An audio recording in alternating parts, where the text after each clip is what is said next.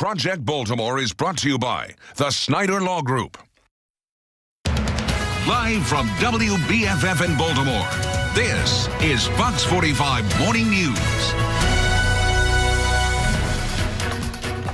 Welcome back to Fox 45 Morning News. 7:30 is the time on this dreary, just wet and soggy Thursday morning. Look at that shot. You're laying in bed right now watching us. We are so jealous because this is perfect sleeping weather. Maybe grab a book, turn the light on just softly right there. Maybe take your time to wake up before you get out into this. It's just going to be nasty. It's just getting worse anyway. So just give it today.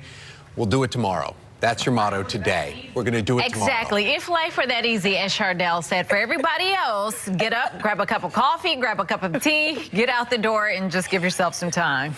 Yeah, all right. Well, I guess we should go over to Chardell and Jonathan. We do the traffic and weather every 10 minutes. Let's get a look at what's happening out there. Jonathan, start us off. As I say, I love your encouragement, Tom. It's great. Yeah, no problem. Hey, anyway, let's get right into the rain. And you see there, just south of Baltimore, the heavy stuff is moving in. So you thought it was bad now. Got a flood watch the entire area except for the lower and middle portion of the eastern shore. Just north of the city, a heavy rain band from Big Spring to Sparks. There's more heavy rain from Silver Spring down to Richmond. Here it comes. Rain moves in, drop-off time at the bus stop 45 and continues heavy at times all the way through lunch and pickup time this afternoon. I'll let you know how much rain we're going to see and what's to come behind this for the weekend. I think you may like it. It's coming up in about 10 minutes. Now, Chardell Moore's here with our traffic edge. Well, that's some good news, but here's the deal, guys. This morning, unfortunately, we do have delays to sift through. Heads up in Baltimore, dealing with an accident on Greenmount Avenue, approaching 39th Street. That's creating a backup. And that crash that I talked about on Caden Avenue and Washington Boulevard, we are nice and clear. You guys don't have to worry about that. That's your latest look on the roads. Patrice, Tom, back to you. 7:31 in breaking news. The father-daughter duo accused of killing Jacqueline Smith are now back in Baltimore. The two of them you see there extradited from Texas after being arrested near the Mexican border. Now, you were taking that look of the video from Baltimore police. That was released just before we came on air this morning. Well, now the process to charge Keith and Valeria Smith in the murder of Keith's wife has now begun. Elijah Westbrook live from Central Booking with what's happening right now. Elijah. Yeah, that's right. Well, we're literally standing right across the street from the central booking facility there behind me where Keith and Valeria Smith are currently being processed.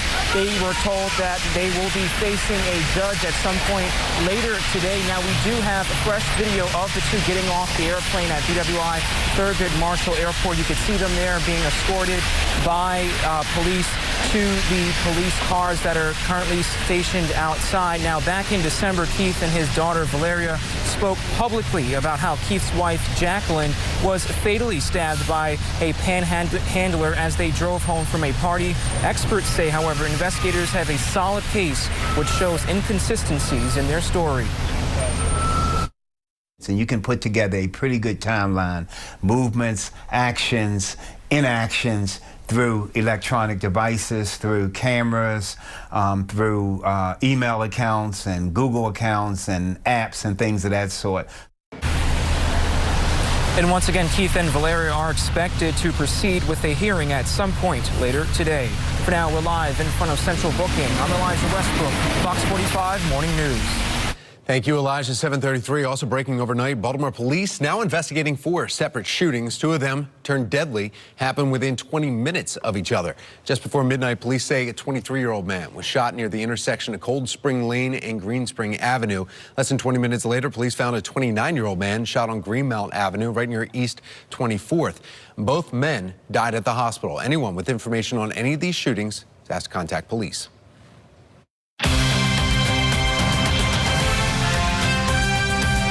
A bill to make students safer in certain non-public schools clears a major hurdle in the state legislature. As Project Baltimore's Chris Papps explains, it was all prompted by a Fox 45 investigation. House Bill 356 is now in the Senate. It passed in the House on Saturday with overwhelming bipartisan support. And the final bill closes loopholes in state law exposed by Project Baltimore's undercover cameras.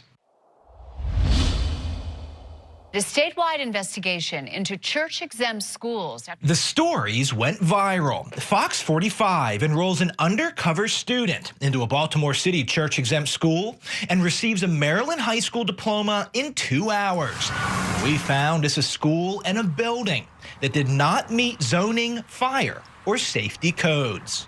I believe that no one questions the offense that has been revealed by this Project Baltimore. In response to this series of Fox 45 investigations, lawmakers in Annapolis introduced House Bill 356. The issue with the school that Project Baltimore discussed was you had a school where kids were being given a high school diploma that represented no education. But when the initial bill went before the House Ways and Means Committee and the public earlier this month, it got a lot of pushback. Under the First Amendment, the state cannot compel a church to submit its religious teachings. The original version of House Bill 356 did 2 things. First, it required church-exempt schools and other non-public schools to submit their building, fire, and safety permits to the State Board of Education. Second, it mandated those same schools send their curriculum and accreditations to state regulators for review. And it's that second part that drew the most criticism. Board of Education is seeking to force our current failing public school policies on private schools. Members of the committee, non-public means not your business. House Bill 356, primary and secondary education, non-public schools. This past Saturday, by a vote of 118 to 17, House Bill 356 passed in the House of Delegates. The curriculum section was removed. Now, the bill simply mandates that every year, the State Department of Education give a list of all non-public schools to local municipalities, so safety, fire, and zoning checks can be done. The school Project Baltimore exposed last year operated for more than 10 years without the proper zoning and safety permits. Our undercover cameras found a small room cluttered with stacks of paper, exposed wire, but no fire escape. Had a fire marshal ever visited, he may have shut it down before our stories did. House Bill 356 will now have a hearing before the Education, Health, and Environmental Affairs Committee in the Senate. That has been scheduled for next week. And of course, Project Baltimore will be there.